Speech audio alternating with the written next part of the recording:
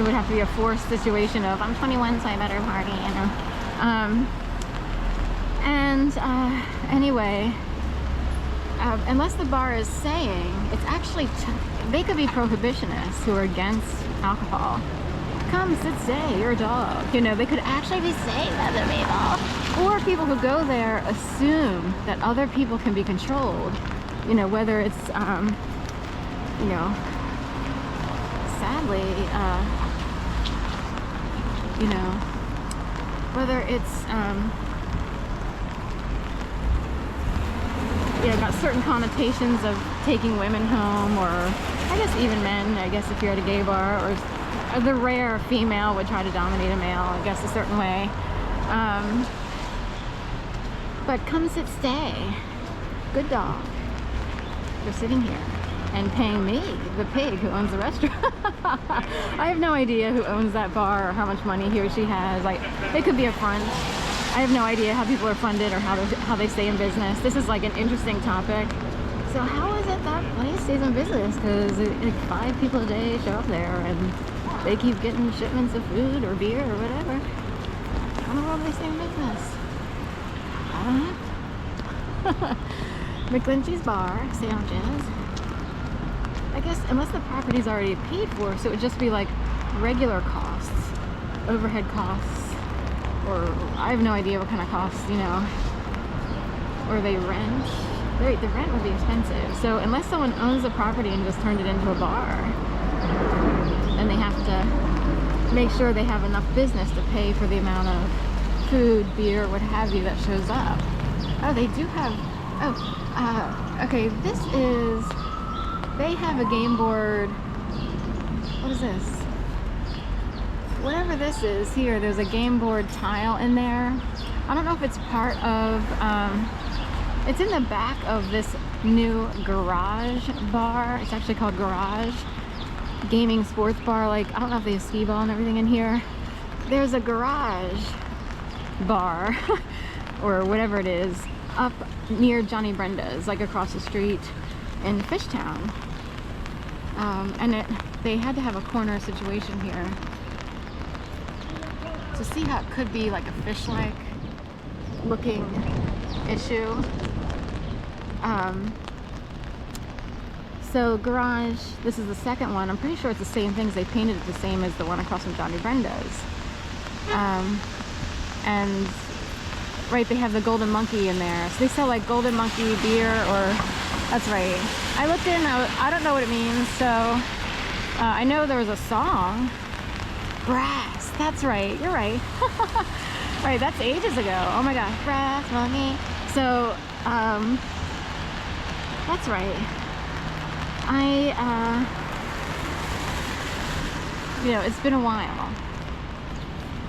So it seems like they have skee ball, other games in there, pool tables, and they have a special, I don't know if it's theirs or if it belongs to a different business, because there's a cellar dog where Howling Moon, or Howl at the Moon used to be.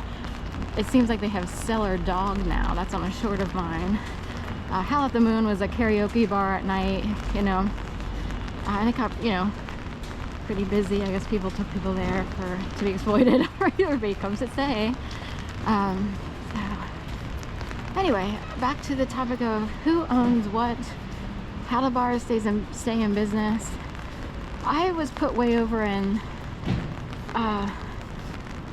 you know, light body region of yoga, raw vegan, green juicing, foodie, who, you know, partakes only of certain types of food, preferably non-GMO, although it can be expensive. So, but still, I went way over into fruits and vegetables.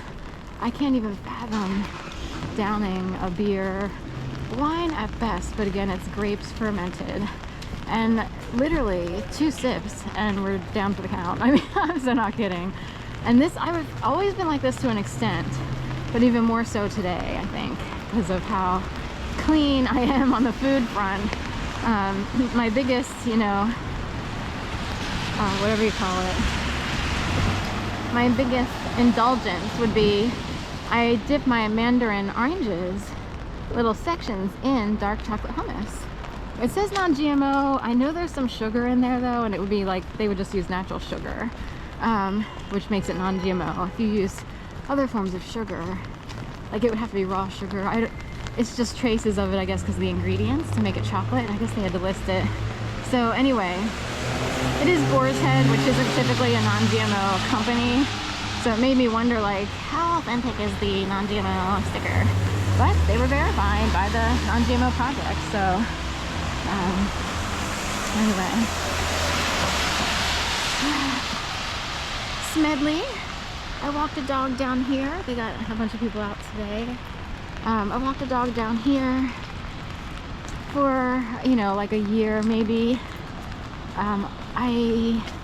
The street looks cute, maybe quaint at best. I always avoided it many years ago just because there's too much activity there. That guy's always out.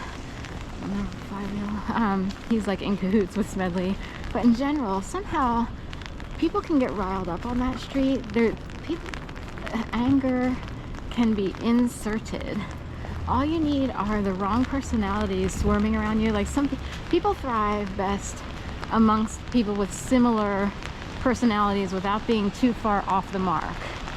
If you have a lot of irritating behaviors, like I just read that the guy who played Dennis the Menace just died at 73, something like, you know. I don't know how, they did call him Menace, but like personalities like that, or people who like to, you know, be irritating all the time. If you're swarmed by those people and they're pulling off little setups and skits, and they know that they get under people's skins just by their expressions, just by the way they hold their bodies. Imagine being exposed to that relentlessly on top of people who've movie trained their dogs so that the dog will hump you.